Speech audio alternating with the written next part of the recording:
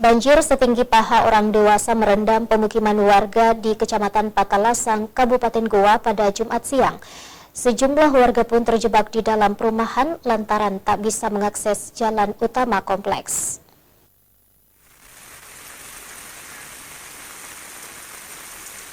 Curah hujan dengan intensitas deras disertai angin kencang yang melanda Kabupaten Goa sejak Jumat pagi memicu banjir di sejumlah titik. Seperti yang terpantau di perumahan Anugrah Patalasang 2 di Desa Borong Palakla, Kecamatan Patalasang Goa. Air setinggi paha orang dewasa menggenangi hampir seluruh kawasan perumahan ini.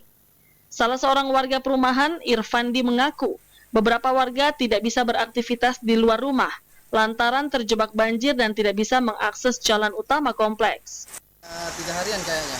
Tapi untuk saat hari ini air sudah meningkat sampai paha. Sampai paha? Iya. Tapi ini memang jadi langganan banjir ya? Ya, iya Pak. Setiap tahun? Iya. Setiap tahun. Warga khawatir jika menerobos banjir akan berdampak pada mesin kendaraan. Apalagi tingginya debit air membuat warga sulit untuk membedakan antara got dan jalanan.